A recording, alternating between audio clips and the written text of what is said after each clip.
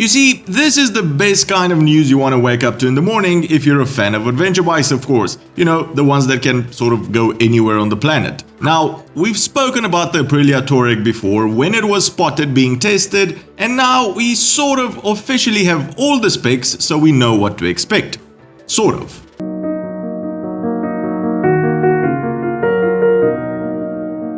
Welcome back to Long Way Home, everyone. The place where getting your motorcycle news is easier than servicing your new R18 in the middle of Wyoming, but not by much.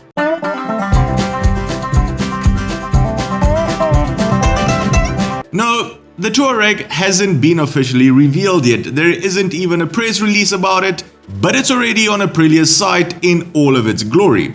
So if a sort of lightweight, inexpensive, mid-range adventure bike made by Italians is of interest to you, stick around.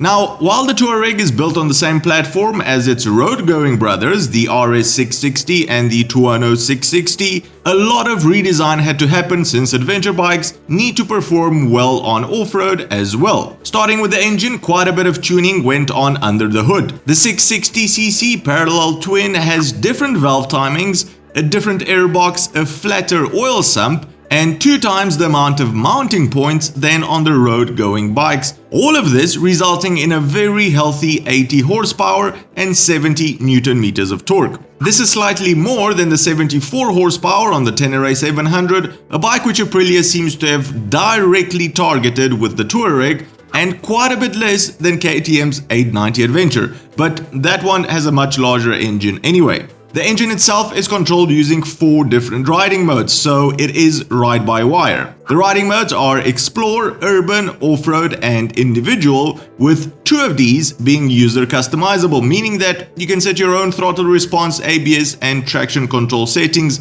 and this is always a very welcome feature. ABS, by the way, is fully switchable, which means that it can be deactivated at both wheels or only at the rear. Great for proper off-roading. Other electronics include engine braking settings and cruise control. Suspension-wise, you're looking at fully adjustable Kayabas on both the front and the rear, with 240mm of travel on both ends, exactly the same as on the KTM 890 Adventure R and quite a bit more than on the Tenere 700. Seat height was kept low at 850mm or 33.5 inches, which is lower than both the Tenere 700 and the KTM. Suspension is linked up to a large 21-inch front wheel and an 18-incher on the rear, a great combination for those venturing off the beaten path, and I really appreciate that Aprilia added tubeless rims, since I'm not a fan of taking wheels off the bike in order to fix a flat. Weight, one of the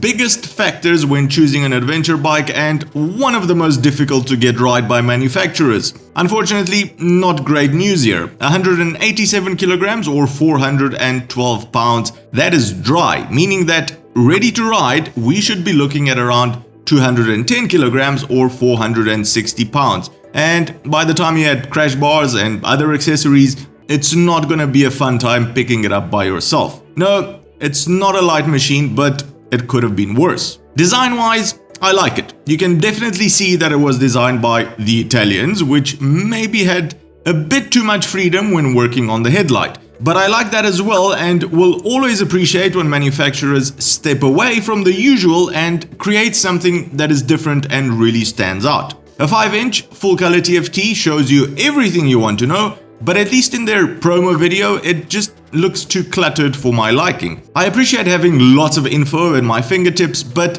if it's too cluttered, it's just not a nice experience. Now, here comes the interesting part, the price, and in my opinion, the reason the Tuareg will be a great success for Aprilia. Nothing official yet, but they want to bring it to market between $11,500 US and $12,000. Exactly in between the Tenere 700 and the KTM 890 Adventure. I think I'll do a separate video comparing the 3 cons and pros, but on paper, Aprilia seems to really have a winner on their hands. And for this price range, they really didn't skimp out on kit at all. Brembo brakes, good suspension, riding modes, electronics, tubeless tires.